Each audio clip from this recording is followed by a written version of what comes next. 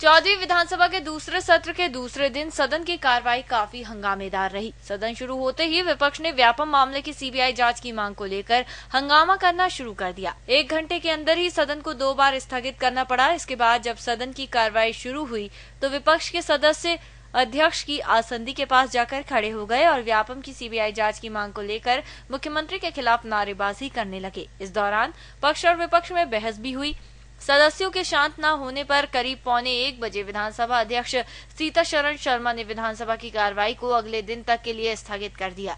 हंगामे के बीच ही सदन में कई अनुपूरक मांगों पर स्वीकृति हुई।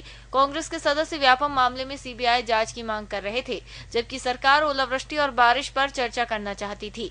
कांग्रेस विधायक मुकेश नायक ने कहा कि अगर सरकार किसानों के हितैषी है तो पिछले अनुपूरक बजट में जो 600 करोड़ रुपए की राशि देने की घोषणा की गई थी वो अब तक किसानों को क्यों नहीं बांटी गई।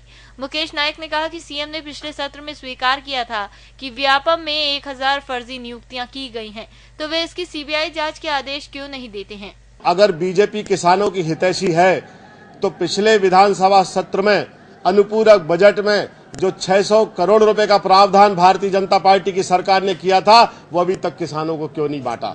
अगर ये किसानों के हितैषी हैं तो सोयाबीन की फसल जो सियारी की फसल है उसका नुकसान का मुआवजा आज तक क्यों नहीं दिया, जबकि उनारी की फसल आज आने वाली है। ये अस्वाभाविक विलंब मध्य प्रदेश में भारतीय जनता पार्टी के किसान विरोधी रवैये को दर्शाता है। हम मांग कर रहे हैं व्यापम घोटाले में सीबीआई इंक्वायरी की। सदन में कांग्रेस के इस तरह के व्यवहार को संसदीय कार्य मंत्री नरोत्तम मिश्रा ने पाखंड बताया है। नरोत्तम मिश्रा ने कहा कि कांग्रेस राजनीतिक पाखंड कर रही है। नेता प्रतिपक्ष के आग्रह के बाद सदन में किसानों की चर्चा होनी थी, लेकिन नेता प्रतिपक्ष की अनुपस्थिति में विपक्ष के सदस्य व्यापम का मामला उठाकर श्रेय लेना चाहते थे। ऐसे समय में जबकि किसान परेशान है, विपक्ष चर्चा नहीं करना चाहती है।